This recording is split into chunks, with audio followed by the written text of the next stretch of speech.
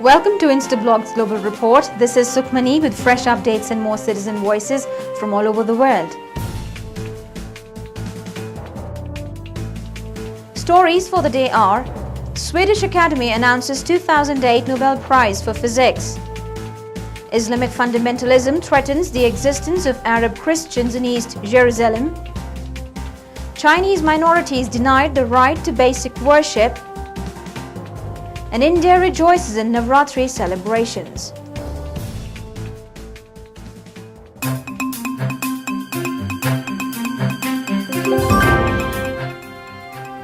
Two Japanese scientists and a Tokyo-born American shared the 2008 Nobel Prize for Physics for discoveries in subatomic particles. The Nobel Committee lauded Yoichiro Nambu, a Tokyo-born American citizen, and Makoto Kobayashi along with Toshihide Masakawa of Japan for their work. CJ Zach Pena informs us about the contributions made by the Japanese physicists.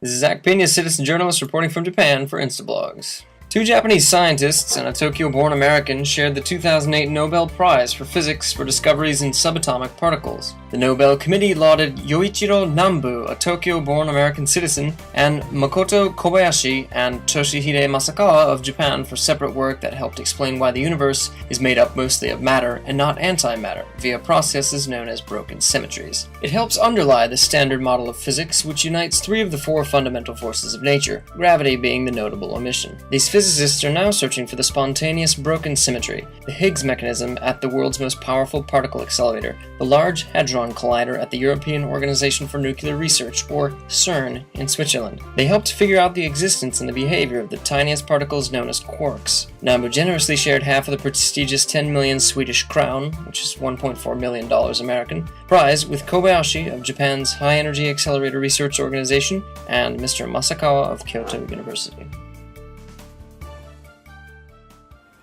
Arab Christian population of East Jerusalem is steadily migrating to the West and other European countries. Rising Islamic fundamentalism combined with deep political and economic instability are the primary reasons pushing the migration. CJ Jesse Edwards highlights the problems faced by the Arab Christians in East Jerusalem. This is Jesse Edwards, citizen journalist from Israel reporting on Instablogs. The Arab Christian population of East Jerusalem is steadily migrating to the West and other European countries. Political and economic instability in the region is encouraging them to travel abroad and make a new life. The rise of Islamic fundamentalism in the region is the primary factor pushing migration. Hamas, Islamic Jihad, and other radical Islamic groups refuse to accept anyone else other than the Muslim population. Arab Christian population feels insecure surrounded by Muslims in Jerusalem, where neighborhoods around the churches lie empty. Israelis must understand that Arab Christians are just as important as native Israelis and not to be thrown aside. The entire world must realize that when Muslims talk about waging a jihad against Israel, they are also referring to the Arab Christian population. This is only a small example of a much greater problem between Islamic fundamentalists, Jews, and Christians. Religious minorities within China are being denied their basic right to worship.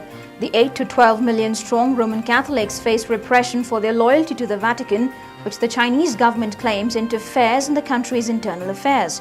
CJ O'Reilly Gelwicks reports on harassment of Christian Roman Catholics by the Chinese government. This is Riley Gelwick, citizen journalist from China reporting for Instablogs.com. The Chinese government continues to restrict religious practices for several communities within China. China requires any religious facility to register with the government. Christians continue to struggle to freely worship in the country. Its 8 to 12 million Catholics are split between officially approved churches and the underground ones loyal to the Pope.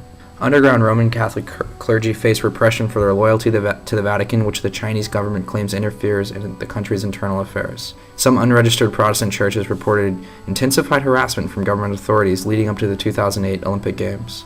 In June, several prominent religious activists and leaders, including attorneys, were placed under surveillance, restricted to their homes, or forced to leave Beijing during the visit of a delegation of foreign officials. President Bush was even rumored to cancel a trip to a home church during his visit before the Olympics began. As we can see, the Chinese government continues to face mounting pressure from foreign governments to allow open worship for all its people. The fortnight-long Navratri celebrations have reached their zenith for this year.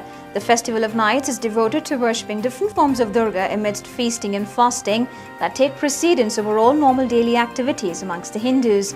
Religious dances are also held to appease and seek the blessing of the goddess. CJ Radhika elaborates on the Navratri celebrations from India. This is Radhika, a citizen journalist reporting from India. Navratri festival is the time when entire country is tinged in colors of celebrations, enthusiasm and devotion.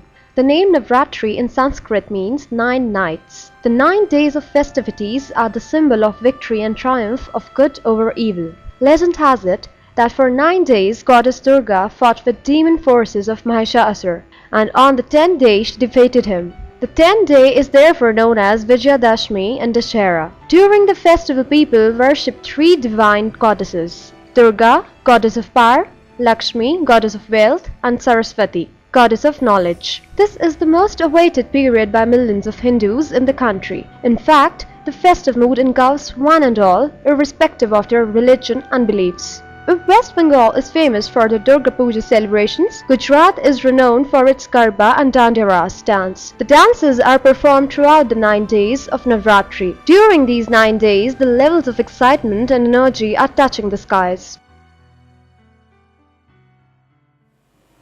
If you want your voice to be heard by millions, let Instablogs be your choice. You can contact us at cj@instablogs.com. That's all for today's show. We'll be back with fresh updates and more citizen voices. Till then, it's goodbye from the entire team of Global Report.